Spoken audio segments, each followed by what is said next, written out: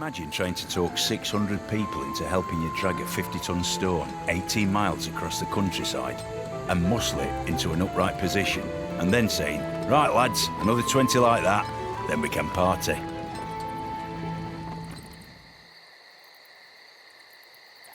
I ought to be jealous of the tower. She is more famous than I am.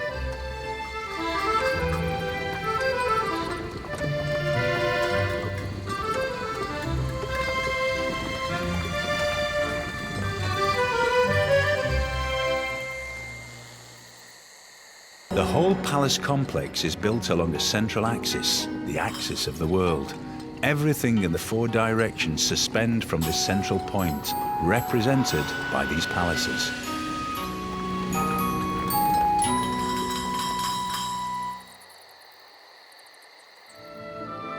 From the height of these pyramids, 40 centuries look down on us.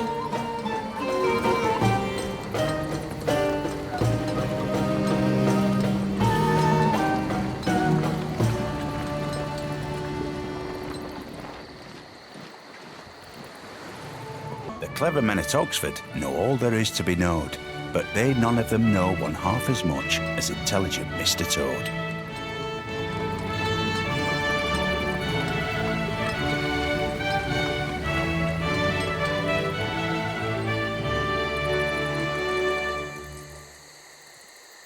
An opera begins long before the curtain goes up and ends long after it has come down.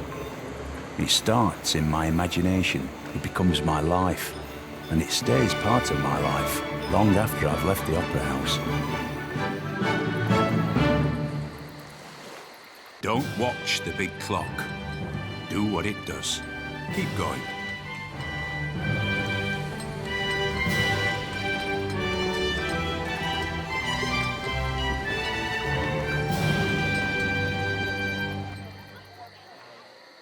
There's no business like show business.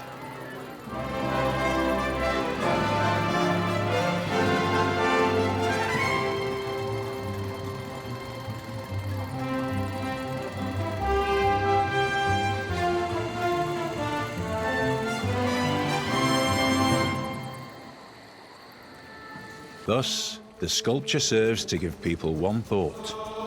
Everything is in God's hands.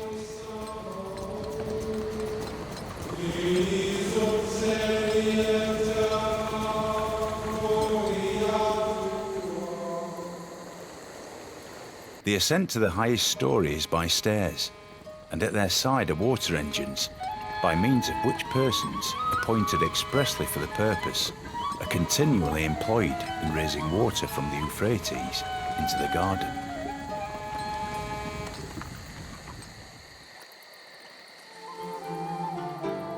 I sprang upon the swift ship in the form of a dolphin. Pray to me as Apollo Delphinius.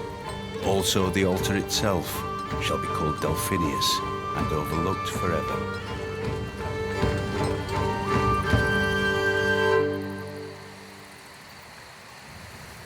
While the Colosseum stands, Rome shall stand.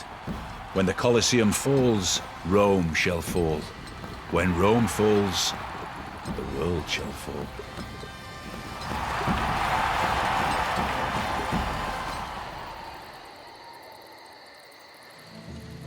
Petra is a brilliant display of man's artistry in turning barren rock into majestic wonder.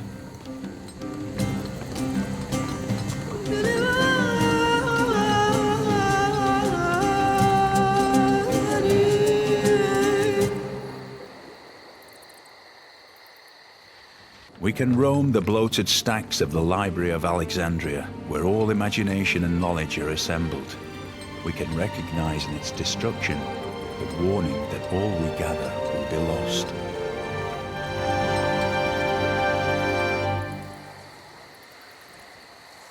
It is a beautiful and important monument and an international intercultural treasure. Unless and until it can be shared by both religions in harmony, which would be a grand idea, it should remain a secular building, honoring both religions who have made it beautiful. Everything here appears calculated to inspire kind and happy feelings, for everything is delicate and beautiful.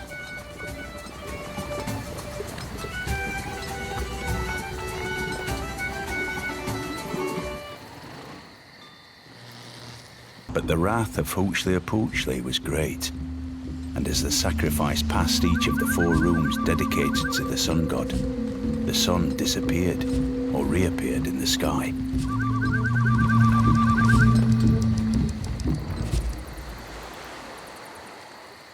There were 7 wonders in the world, and the discovery of the terracotta army, we may say, is the 8th miracle of the world.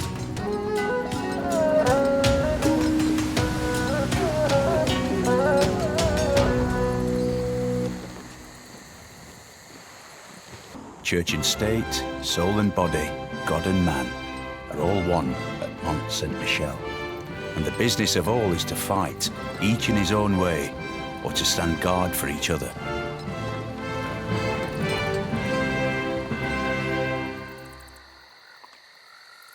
Bolshoi Ballet is a universe of the imagination, a place of magic and enchantment, beauty and romance.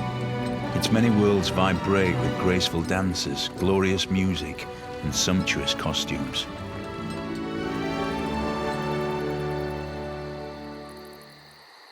In a dusty, bustling corner of the Indian state of Bihar, there is a magical place that one might think of as the hub of Buddhism.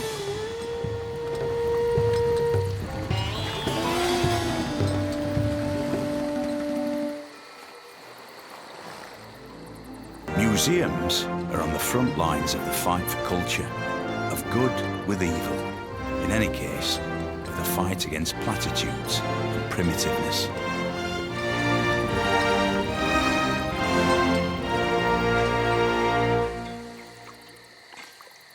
At Rhodes was set up a colossus of 70 cubits high, representing the sun.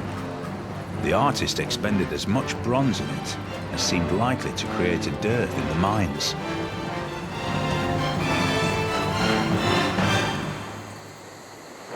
This lighthouse was the cynosure of all eyes.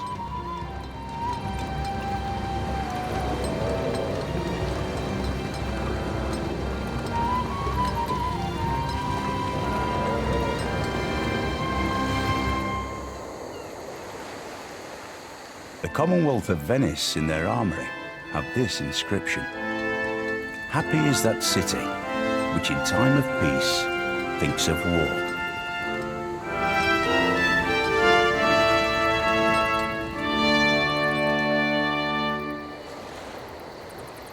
Down through its history, only 3 people have managed to silence the Maracana: the Pope, Frank Sinatra, and me.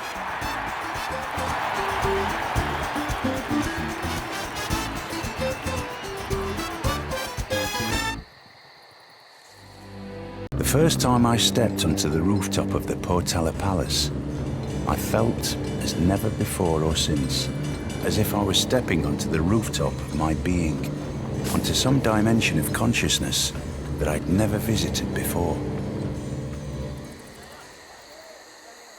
The Great Ball Court is also very impressive. I would like to have seen them play a game, although it sounds like the end was pretty violent. I think it was safer to be a spectator.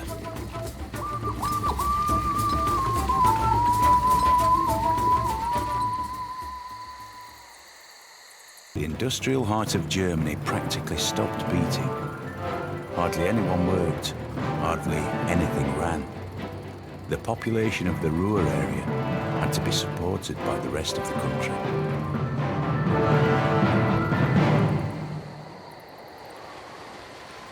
King Solomon gave the Queen of Sheba all she desired and asked for, besides what he had given her out of his royal bounty. So she turned and went to her own country, she and her servants.